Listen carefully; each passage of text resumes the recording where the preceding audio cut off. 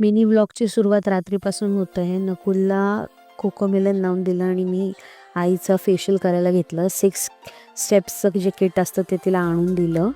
Massage करत होते तिचा, कारण तिला दुसऱ्या दिवशी केळवणासाठी पुण्याला जायचं होतं.